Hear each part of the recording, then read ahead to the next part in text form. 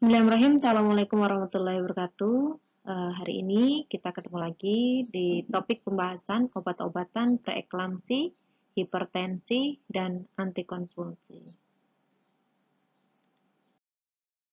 Oke, kita belajar dulu tentang klasifikasi hipertensi dalam kehamilan. Obat-obatan ini kita khususkan yang ada kaitannya dengan kasus-kasus kebidanan. Oke, yang pertama adalah terkait hipertensi khususnya yang terjadi misalnya dalam kehamilan. Yang pertama, yang biasanya ditandai dengan adanya kenaikan tensi yaitu ada preeklamsi dan eklamsi. Ya, di mana preeklamsi yang terbaru itu hanya diklasifikasikan menjadi dua, yaitu preeklamsi dan preeklamsi berat. Dulu diklasifikasikan menjadi preeklamsi ringan dan preeklamsi berat. Karena ada kalimat ringan, seringkali ini dianggap ringan. Padahal yang namanya preeklamsi itu cepat sekali menuju ke preeklamsi berat. Ya, sehingga saat ini klasifikasi preeklamsi dan preeklamsi berat. Oke. Sekarang hipertensi kronis. Ya. Hipertensi kronis itu hipertensi yang terjadi sebelum kehamilan atau sebelum umur kehamilannya itu 20 minggu. Ya. Kemudian kalau superimposed preeklamsi itu kondisi hipertensi yang memperberat setelah umur kehamilannya 20 minggu disertai tanda-tanda preeklamsi. Jadi pesan nih mau ada preeklamsi itu namanya superimposed preeklamsi. Ada lagi yang keempat adalah hipertensi gestasional. Itu hipertensi yang terjadi sesudah umur kehamilan 20 minggu tanpa disertai adanya tanda-tanda preeklamsi. Namun demikian, kalau kalian nanti praktik di rumah sakit, jangan kaget ketika ada kehamilan, kok itu sudah ada tensi di atas 150, diagnosa sering kali dimasukkan ke dalam klasifikasi preeklamsi. Karena memang preeklamsi ini sering menunjukkan gejala yang tidak jelas. Ya, sehingga untuk antisipasi orang-orang yang hipertensi sekarang di rumah sakit langsung sering dimasukkan ke dalam kategori preeklamsi. Namun secara diagnosa, secara teori ada klasifikasi tersebut. Ya. Bedanya preeklamsi sama eklamsi, kalau eklamsi itu preeklamsi yang disertai dengan kejang. Jadi kalau udah ada kejang-kejang, itu artinya dia sudah masuk kategori eklamsi. Ya, jadi melewati preeklamsi dulu, baru dia nanti kalau ada kejang disebut dengan eklamsi. Oke, lanjut ya. Sekarang kita belajar tentang obat antihipertensi. Ya, antihipertensi. Namanya juga antihipertensi, artinya ada kenaikan tensi sehingga dia memerlukan obat-obatan untuk menurunkan atau menstabilkan tensi kembali. Indikasi utama pemberian antihipertensi itu pada kehamilan jelas untuk keselamatan ibu dan mencegah terjadinya penyakit cerebrovaskuler. Obat antihipertensi diberikan bila tekanan darah itu 160/110. Ya. Walaupun sekarang seringkali kalau sudah tensi 140 bawahnya 90 atau 100 juga sudah masa kehamilan itu sudah dapat diberikan obat-obatan antihipertensi. Kemudian yang ketiga, pemberian antihipertensi, pilihan pertama itu nifedipin oral, dicoba oral dulu. Kalau nanti oral nggak bisa, baru bisa IV dan lain sebagainya. Ya, jadi paling pertama tindakan kalau ada hipertensi tanpa ada gejala-gejala berat lainnya, langsung pengobatannya adalah oral dulu. Dan obat yang paling familiar, yang paling sering kita gunakan, baik pada ibu hamil ataupun tidak hamil, itu nifedipin. Ya. Adapun kalau nifedipin itu nggak ada, biasanya alternatif antihipertensi yang lain itu paling sering itu dari golongan labetalol ya. Labetalol ini memang sering diberikan selain daripada nifedipin. Metildopa juga sering. Oke, dan ini familiar digunakan untuk antihipertensi. Antihipertensi itu mulai diberikan biasanya juga pada orang-orang yang preeklamsi berat dengan tekanan 160 sampai 100 mm Hg. Obat hipertensi yang dapat digunakan pada kasus preeklamsi antara lain ada hidralazin, labetalol, nifedipin, dan sodium nitroprosida. Di Indonesia itu sendiri, karena ketersediaan hidrazin dan labetalol golongan 4 itu jarang, sehingga lini pertamanya itu nifedipin. Pokoknya pertama kali dikasih itu biasanya nifedipin dulu. Nah, dosis awalnya berapa sih nifedipin itu? 10-20 mg per oral. Diulangi setiap 30 menit bila perlu. Maksimal 120 mg dalam 24 jam. Jadi kalau dalam 24 jam nggak boleh lebih dari 120 mg. Nifedipin tidak boleh diberikan secara sublingual. Sublingual kita kemarin udah belajar obat-obatan yang di sublingual itu meletakkan obat di bawah lidah. Kenapa nggak boleh di bawah lidah? Karena di bawah lidah itu penyerapannya jauh lebih cepat daripada melalui saluran pencernaan. Sehingga nifedipin ini diberikan memang oral, diminum, tidak diberikan sublingual. Ya, karena efek vasodilatasi yang sangat cepat kalau pakai sublingual. Nah, untuk obat-obatan antihipertensi lini kedua, jika tidak tersedia nifedipin, dapat juga digantikan dengan labetalol oral atau sodium nitroprosida golongan 4. Nah, dosisnya berapa? Itu 10 mg. Jika setelah 10 menit responnya tidak membaik, dapat diberikan dengan labetalol 20 mg. Ya, untuk sodium nitroprosida 4, dosis yang dipakai itu 0,25 mikrogram per kilogram per menit. Ya, ini melalui infus. Kemudian dapat ditingkatkan menjadi 0,25 mikrogram per kilogram per 5 menit. Ya. Tuh. Nah, kita tadi hipertensi ya. Sekarang kita lanjut preeklamsi. Apa sih preeklamsi itu? Preeklamsi itu tekanan darah yang jelas di atas 140/90. Preeklamsi. Tadi saya udah di awal udah jelasin ya. Kalau preeklamsi itu digolongkan menjadi dua, yaitu preeklamsi dan preeklamsi berat. Nah, kalau preeklamsi saja itu tekanan darahnya 140/90 mm Hg. Dan ada gejala lainnya. Misalnya, ada satu saja gejala, misalnya proteinnya positif 1, atau kalau diperiksa di lab itu 300 mg per 24 jam. Atau dapatin pemeriksaannya ada serum kreatininnya 1 mg per desiliter. Atau didapatkan pembengkakan, apalagi pembengkakannya terjadi pada paru. Bahkan kalau ada pembengkakan pada muka atau tangan, itu saja sudah mengindikasikan adanya preeklamsi.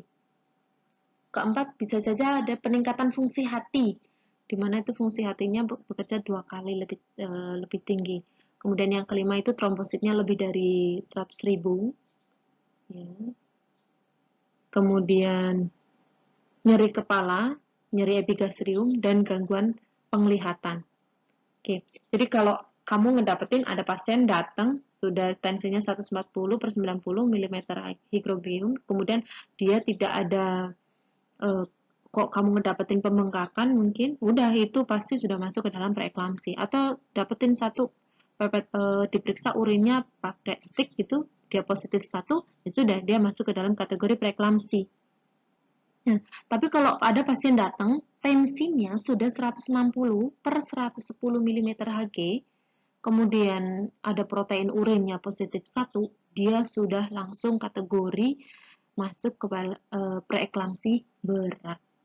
Ya, coba diperhatikan. Preeklamsi berat. Atau mudahnya, ketika terjadi kenaikan sekitar 30 mmHg, tensinya naik. Itu sudah, misalnya biasanya tensinya itu 120, naik menjadi 150, hati-hati. Ini bisa jadi dia ada gejala dari preeklamsi. Adanya kenaikan kurang lebih sekitar 30 mmHg untuk sistol, sedangkan untuk diastol itu 20 mmHg. Kalau udah ada kenaikan itu, kemungkinan dia masuk ke dalam kategori preeklamsi. Nah, coba diperhatikan di preeklamsi berat, selain tekanan darahnya 160/110 mmHg, ada protein urin di atas positif 1, serum kreatinin juga sama di atas 1,1 mg per desiliter, ada udema, pembengkakan paru. Udemanya biasanya kalau udah berat itu sampai ke muka. Kalau masih preeklamsi biasa, dia masih pembengkakan biasanya ada di kaki atau mungkin tangan, ya, di ekstremitas. Tapi kalau sudah sampai muka, itu artinya sudah masuk ke kategori berat. Ya. Kemudian peningkatan fungsi hatinya di atas 2 kali. Trombositnya kurang dari 100.000. Ya, kemudian nyeri kepala, nyeri epigastrium, gangguan penglihatan atau pandangan kabur, dan adanya udema paru. adanya pembengkakan pada paru-paru. Magnesium sulfat sekarang. Kok tiba-tiba magnesium sulfat? Ya, magnesium sulfat adalah obat pertama yang diberikan pada kasus-kasus preeklamsi. Ya, jadi kalau pada kasus preeklamsi itu obat yang pertama diberikan direkomendasikan menjadi pilihan pertama untuk ngobatin. Ya, direkomendasikan sebagai profilaksis terhadap eklamsi juga pada pasien preeklamsi berat. Jadi preeklamsi itu kelanjutan. Ya, kalau preeklamsi sudah ada gejala-gejala tadi, ada tensinya naik, kemudian kalau berat tadi tensinya sudah sampai 160, kemudian kalau eklamsi udah ada kejang, sudah disertai dengan kejang. Bedanya itu. Kemudian merupakan pilihan utama pada pasien preeklamsi berat dibandingkan diazepam atau phenytoin untuk mencegah terjadinya kejang atau kejang berulang. Ya, jadi coba diperhatikan di gambar, itu di atas ada gambar MgSO 40%. Ya, nah kalau pemakaian ini harus ada caranya nanti sendiri-sendiri.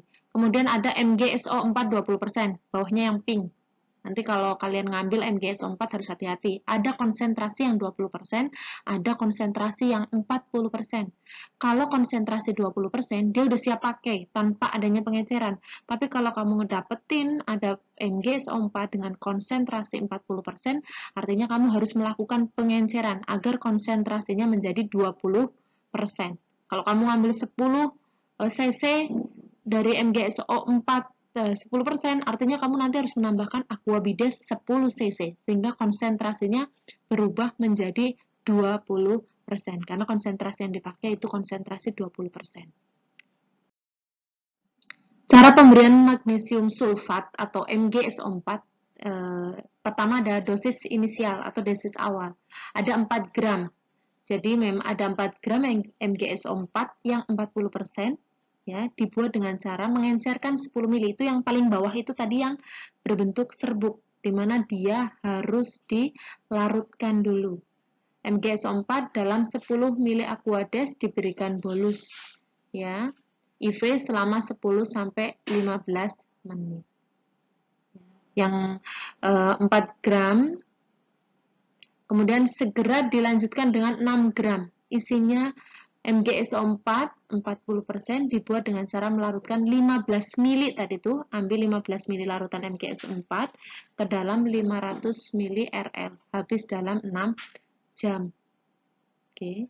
Nah, kalau kejang berulang setelah 15 menit, berikan 2 gram MgSO4 40% dibuat dengan cara mengencerkan 5 ml larutan MgSO4 dalam 5 ml aquades, diberikan bolus atau IV selama 5 menit. Sedangkan dosis lanjutan atau namanya dosis rumatan itu larutan MgSO4 40%, 1 gram per jam dimasukkan melalui saluran infus RL atau yang lainnya, tapi yang paling sering memang digunakan itu RL, diberikan sampai 24 jam pasca persalinan. Ya, 24. Nah, ini harus hati-hati. Apa yang dipantau kalau kamu lagi ngasih obat yang namanya MgSO4? Nih, sebelum kamu kasih MgSO4 harus tersedia antidotum MgSO4, yaitu glukonas 10%. Ya, bentuknya mirip kayak tadi yang cair, MgSO4 yang cair, glukonas 10%.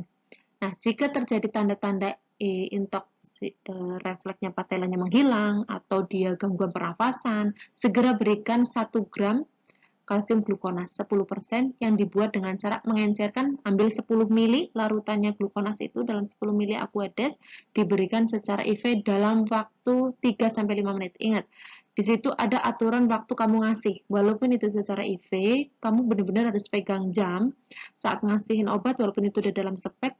Ketika memberikan 10 ml harus dalam 5 menit, artinya 1 menit itu ada 2 ml yang masuk. Jadi nggak boleh buru-buru, karena efeknya, apalagi yang MgSO4 itu kalau disuntikan melalui IV itu terasa panas, kayak ada rasa sensasi terbakar. Sehingga memang harus pelan-pelan, sedikit demi sedikit. Kemudian yang kedua yang kamu harus perhatikan itu refleks patella pasien. Refleks patella harus positif. Pernah meriksa fisik? kamu mengetuk lutut untuk ngecek refleks patella, nah di situ dia harus positif. Makanya sebelum kamu kasih MgSO4 harus diperiksa refleks patella harus dalam keadaan normal. Kemudian frekuensi pernafasan harus di atas 16 kali per menit. Artinya dia tidak mengalami gangguan pernafasan. Paru-parunya masih bisa berfungsi dengan baik. Artinya kalau misalnya ada udema pun, udema itu belum mengganggu parah terhadap saluran pernafasan. Oke. Tidak ada tanda-tanda distres pernafasan. Oke. Yang keempat, pemberian magnesium sulfat atau MgSO4 harus dihentikan jika kamu dapetin intoksikasi atau setelah 24 jam pasca persalinan atau 24 jam setelah kejang terakhir. Selain sebagai terapi untuk menghentikan kejang, magnesium sulfat juga dapat diberikan kepada pasien dengan tanda-tanda preeklamsi berat sebagai profilaksis kejang. Dosis yang digunakan serupa dosis terapi pada preeklamsi ataupun preeklamsi dengan kejang. Jadi intinya kalau kamu nanti ngedapetin pasien dikasih terapi MgSO4, satu mengalami gangguan pernafasan ya, dia tiba-tiba ada gangguan nafas, kemudian refleks patella negatif, stop MgSO4. Oke, lanjut. Ya, tadi kita udah belajar tentang apa itu antihipertensi. Sebenarnya ini satu golongan sih, semuanya itu memang terkait pada penurunan tensi, kemudian relaksasi ya. Nah, sekarang kita ketika itu alternatif antikonvulsan. Ya, alternatif antikonvulsan lain selain magnesium sulfat. Jadi magnesium sulfat itu juga salah satu dari antikonvulsan. Ya. Nah, kalau nggak ada magnesium sulfat yang dipakai bisa dengan apa? Yaitu bisa diazepam. Antikonvulsan alternatif itu bisa diazepam. Tapi kalau pada kasus preeklamsi, rekomendasi pertama untuk penanganannya itu menggunakan magnesium sulfat atau MgSO4. Oke. Tapi kalau memang ternyata tidak ada, kita bisa pakai diazepam, dosisnya itu 10 mg, diberikan secara belahan kurang lebih 2 menit. Jika kejang berulang, dapat diulang sesuai dosis awal. Jika kejang sudah teratasi, dosis rumahan dipakai berapa? 40 mg diazepam dilarutkan dalam 500 ml dihabiskan dalam 24 jam. Oke. Pemberian diazepam harus dilakukan dengan sangat hati-hati karena risikonya ada depresi pernafasan. Dosis maksimal diazepam itu hanya tidak di atas 30 mg per jam dan perlu dicatat ya, bahwa pemberian diazepam sebagai antikonvulsan pada preeklamsi dilakukan jika memang betul-betul dalam kondisi tidak tersedia MgSO4. Tapi ini wajib di puskesmas harus siap, sehingga kalau memang kamu punya pasien, di bidan punya pasien, kok ada tanda-tanda preeklamsi, sudah rujuk saja, rujuk ke puskesmas. Kalau itu memang puskesmas Ponet bisa ditata laksana. Kalau memang itu masih kategori ringan, tapi kalau memang sudah bukan kewenangan puskesmas, silakan langsung rujuk ke tingkat yang lebih tinggi karena adanya risiko komplikasi yang sangat besar pada kasus-kasus preeklamsi. Antikonvulsan tuh banyak banget, tapi sebetulnya sih ini untuk ini saja, untuk pengetahuan Anda, apa saja di golongan antikonvulsan gitu ya. Ada golongan hidantoin, itu phenytoin yang paling sering kita ketahui, merupakan antikonvulsi tanpa efek depresi umum susunan saraf pusat. Sifat antikonvulsinya menghambat penjalanan rangsang dari fokus ke bagian lain di otak. Kalau dua itu golongan barbiturat, golongan obat ini sebagai hipnotik atau sedatif dan aktif sebagai antikonvulsi. Yang sering digunakan adalah barbiturat, kerja lama, long acting barbiturates. Jenis obat golongan ini antara lain fenobarbital dan primidon. Kedua obat ini dapat menekan letupan di fokus epilepsi. Tahu ya epilepsi, kejang-kejang. Jadi kalau antikonvulsan itu obat anti kejang, ya, antikonvulsan. Jadi MgSO4 selain bisa juga penata laksanaan preeklamsi yang tanpa kejang, juga bisa untuk yang kejang, ya, terapinya sama dengan preeklamsi biasa. Nah, selain daripada MgSO4 juga tadi ada antikonvulsan lain, ya, yang bisa dipakai. Nah, ini beberapa golongan-golongan yang tadi, ya. Nah, yang ketiga itu golongan oxazolidinedione.